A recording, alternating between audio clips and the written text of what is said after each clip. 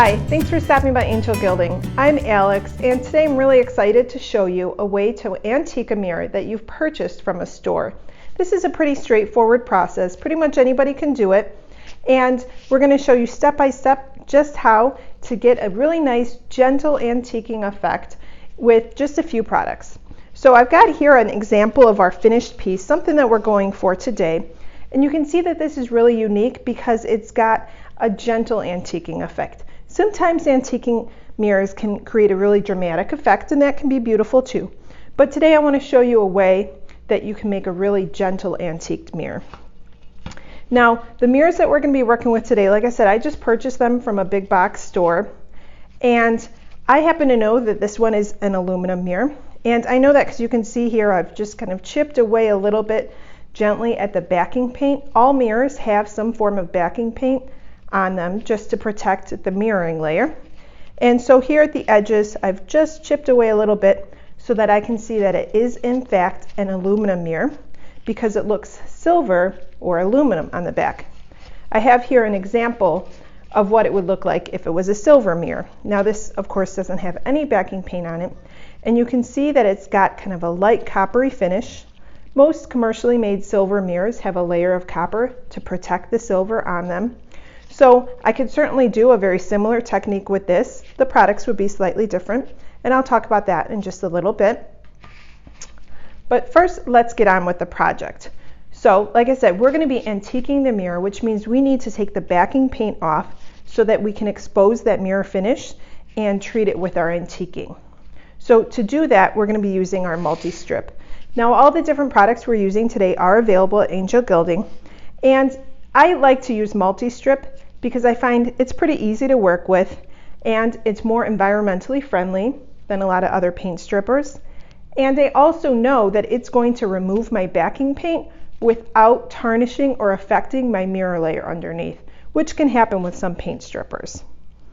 So like I said, I've got my multi-strip, I've got my paint scraper here. It's a good way to apply it. Now you'll see here that multi-strip is kind of a gelatinous type substance. It's not a liquid, and this enables you to gently apply it onto the surface. And you don't need to be artistic or perfect in this. You're just trying to get a more or less even coat of the multi-strip on the surface.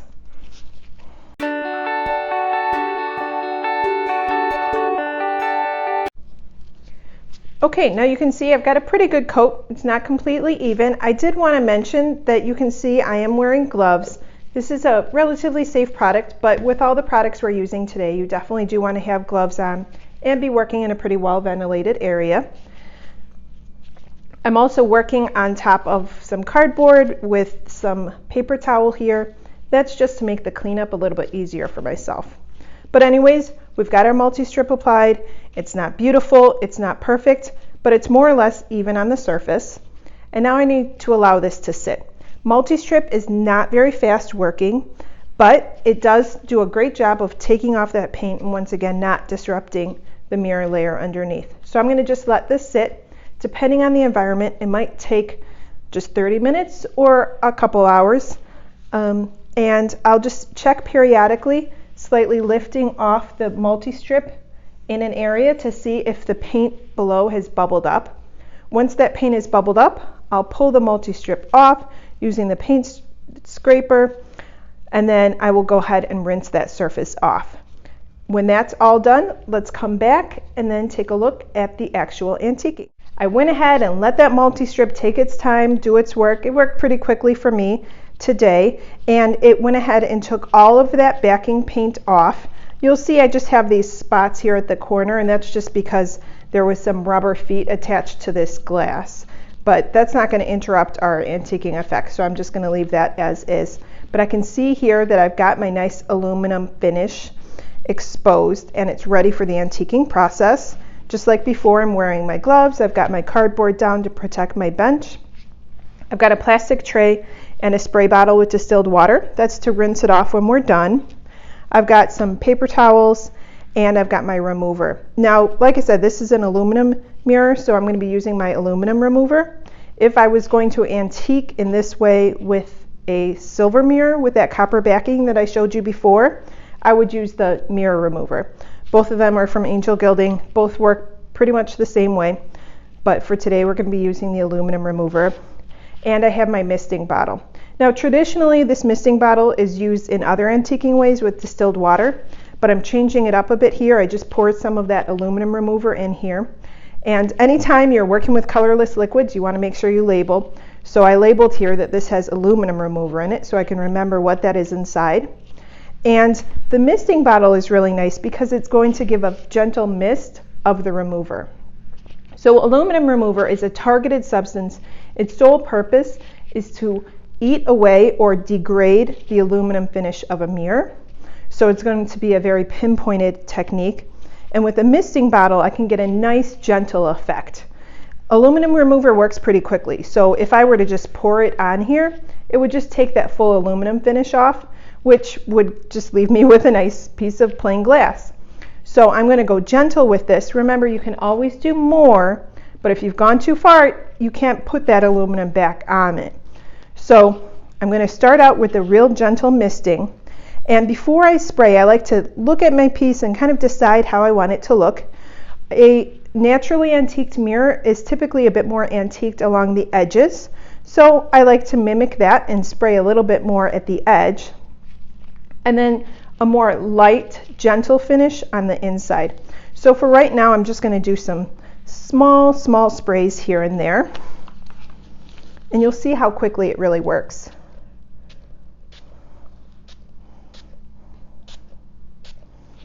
Okay, and really within, what was that, seconds, it's starting to work. I can see that it's eaten away at my surface, and I want to neutralize the reaction, so I'm going to spray it with my water.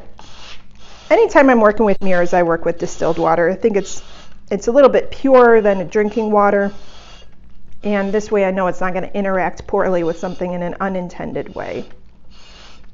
Okay, so that's rinsed off. And now I can see that it did indeed give me a nicely antiqued finish here. I can see my glove through it. And I think that that's going to work pretty well for me. In fact, I don't think I'm going to even go on another pass. I think that I like how that looks. Now I just need to allow it to dry. So as you saw, when I started, the piece was completely dry, so there wasn't any water on the surface. And that's what was able to give me that nice, gentle, misted appearance. If the surface had been wet, then that water would have interacted with the aluminum remover and given me a more splotchy appearance, which can be nice, but wasn't my intended effect. So I sprayed it while it was dry, and now I want to, again, allow it to dry completely. And then we're going to go ahead and apply the backing. And this is another way to give some really nice interest to your antique mirror.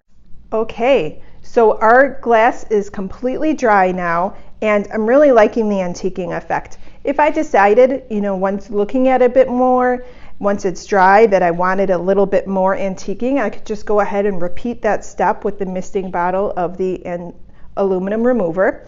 But I'm really happy with this. If I hold it up here, you can see my glove through it, and that shows me what is going to show through on the other side. So just like any mirror, I do need to go ahead and protect the back. If you remember, this had a backing paint on it, and we need to reapply that backing paint so that our mirror doesn't tarnish and doesn't get scratched over time. And this is where it has another opportunity for us to be creative and add some extra layers. So if I wanted a more dramatic appearance, then I could go ahead with one of my mirror backing paints, perhaps my black mirror backing paint, and paint it, and any of these areas that are clear now would show up black, so that would give me a bit more contrast, a little bit more dramatic effect. Like I said at the beginning, I'm looking for a more subtle, gentle effect, and so for that I'm going to be using one of our brand new products, and that's our brushed silver glaze. Now this is a glaze product. It's not a paint, so it's not going to be as durable as a backing paint would be, but it's another layer that's going to give me some added interest. It gives kind of a brushed silver look, not quite as reflective as a mirror, but not quite as flat as a regular paint. Nice, interesting finish. And it's also a little interesting to work with. It's a little bit more liquid than you would think of with a paint, and so You can pour it on a surface. You can kind of brush it, but to be honest, I find the most success with spraying. So I've got the components here for my crown spray tool. This is something that we sell, and it's basically a build your own spray can. So I've got my canister here, I've got my top, and I go ahead and connect these two together. And I've got my canister. This is what I'm going to fill up with my paint. So for here, I'm going to be using my brushed silver glaze. And first and foremost, I want to make sure that I shake it really well. This stuff settles pretty quickly. So before I open it or anything, just shake it up. Make sure that all of those solids are distributed throughout.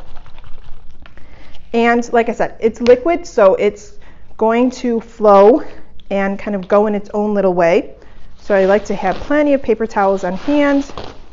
And we have some information on our website about how you can pour it using a stick to guide it, and that is very useful. I'm going to show you, if you don't have that, how you can help minimize mess by just having a paper towel here. And you just want to pour a little bit into your canister.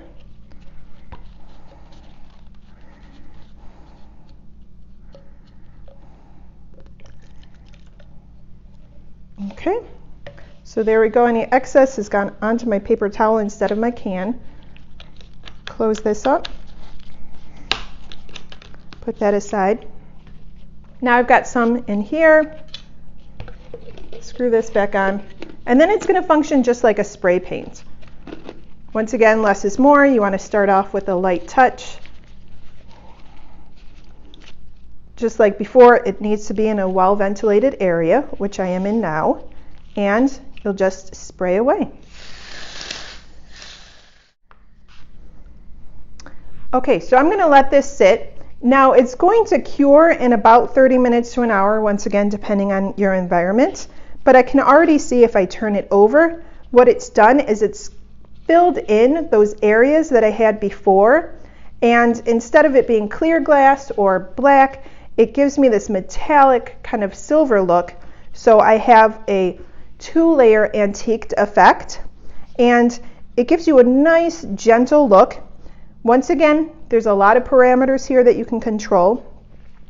Once this is fully dry, I may want to go ahead and back that with a mirror backing paint. Depends on the place that I'm going to be using it. And for your particular project, if you're not quite sure what to do for the end step, you can always reach out to us. We're happy to help. If you have any questions about this process, other processes, have ideas for videos you'd like to see, be sure to put those in the comment box below. Be sure to subscribe to our channel so that you're notified of our future videos, and check out our website, angelgilding.com. Thanks for stopping by.